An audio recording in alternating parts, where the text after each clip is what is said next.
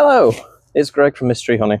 I thought I'd do a quick video as I'm really behind on my long form videos. It is now autumn. What I should have done a few weeks ago, but I couldn't because it's raining, I can do today. So today what I'm doing is I'm going to be treating with Formic Pro, and then I'm going to be feeding with inverted syrup. This one's ambrosia, but I usually go for invert V. So that's what I'm going to be doing today. So let's do a very quick video on that. So first of all, I need to do Formic Pro. So with Formic Pro, put your Varroa tray in if you can, and then take your entrance block out. You want at least 12.5 centimeters space, bee space, to be able to vent out the formic acid. This one doesn't have any entrance block, but it's also got no tray because it's just solid floor. So I'm okay in this case. So what I'm going to do now is take the lid off, say hello to the bees. Hello. Give them a little waft of this smoke, even though it's going a bit poop. Woo. Just get rid of any alarm pheromone. Going to open them up. So this time of year, you need to be very careful about the queen because it is too late in the year to get a new one. So if she dies, you are absolutely scuppered. So I would not take any frames out. What I'd do is I'd judge how much food is inside your hive by hefting or by just lifting and hoping that you know how much it weighs. So I can see looking down that there are cappings for honey here. That one seems a bit empty, that one too, that one too. So I've seen a few frames that are a bit empty, so I know that there's space. So I'm just going to lift this up and see how heavy it is. So the frames that I said are full are weighing the front down here. So when I lift it up, it's very unbalanced. It's very heavy here, over here is very light. So I'm going to add the Formic Pro now by putting this on the side, putting the Formic Pro in, and then I'll put this back on and put a feeder on and start feeding them. So I don't know if you can see this, but the bees have already started to cluster very tightly here. A lovely circle here, that's good. Now, it's a bit late in the season to be doing Formic Pro, but it's been hammering it down. With Formic Pro, you want to be putting it on and then have 3 days of sunshine. So I'm putting this on here. So because it's a double brood, I'm staggering it like that over the brood area. So you can see the frames are going that way, the strips are going that way. So it's getting a good coverage of all the frames. When I put this on, the formic acid will move up. That is very strong. So I'm going to stick this on like that. There we go. So now that Formic Pro is going to start hitting those cells. That will kill mites inside and outside of the wax cappings. So if there's any brood in there, the mites are not safe. They will get killed. The brood should be okay.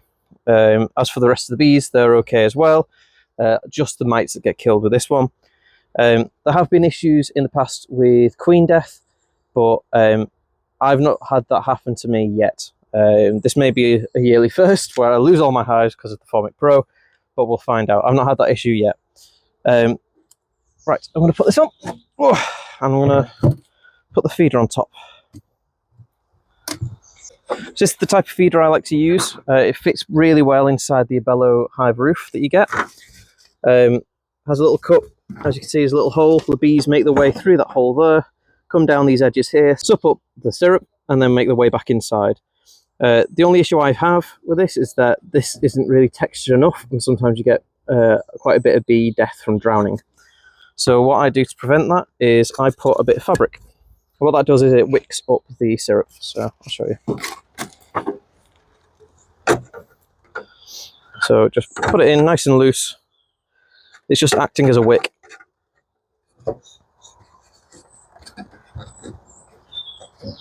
Try and keep it as low down as possible. So what you're doing is you're wicking up the syrup, but you're also giving a landing pad for the bees to stand on while they soak up the syrup. So it should look something like that. So I don't know if you can see that, but there is nice fabric there underneath that cup. So that cup's there to stop the bees from flying out. So it means, in theory, I can come and fill it up without the bees being disturbed. In reality, that doesn't happen. So now I'm going to use this syrup. So why am I using inverted syrup rather than sugar syrup like a lot of other beekeepers, or honey like some beekeepers have recently posted about? The reason I use inverted syrup is because, one, the bees don't really have to do anything. All they need to do is take it and put it straight into their cells. which is good. It means no work for them. It doesn't even need to be capped in the cells either. It's very, very stable, so it's not going to go off in the frames at all. So that's really good. It's decent stuff like that. So that's why I prefer it over normal sugar syrup, because they have to convert the sugar syrup into this. Now, why do we prefer this over using honey? Honey has pollen in it, as well as a load of other bits and bobs as well. Now, during winter, the bees have to hold the guts and not poo for the entirety of winter, so months and months and months and months. Syrup burns clean, so there is no real waste. It just gets expressed out, it's breathed out like water and carbon dioxide. That's what they produce into, because it's pure carbohydrates. So this stuff doesn't fill up the guts, so that's why I prefer it over honey. Now, some people prefer to use honey because it's the most natural way of doing it, which, you know, each to their own. I'm more than happy for people to do that. That's what they do. I choose this route, other people choose their route. That's just the reason why I do it this way. Right, one last trick. To call the bees up into here, because there's syrup here, but the bees have no idea. They can't smell it or anything like that. It doesn't have a smell like honey does. So I'm going to dip this in. So it's got a nice little trail like that. I'm just going to wiggle it in the hole. See if I can get some bees covered in the bottom. The other bees will lick it and they'll be going, where the bloody hell did that come from? And they'll start coming to find it. Right, so I'm going to put the lid on. And what I do as well, just to make sure that I know that they're taking it down, is I just draw a little line where I see the level of syrup. And then next time if I come and there's no bees there, and I'm like, what's happening here? If I look and that syrup's gone down a bit, then it means that they've at least taken some syrup and they're happy and healthy. They're happy with the amount that they've got in there. They're not going to want any more. So that's my plan anyway. So yeah, that's that done. So close this up. Brick on. See you next week to fill it up again. Easy. Right, I've got to do that another 30, 40 times now. So yeah, wish me luck. Have a great day. Bye-bye, guys.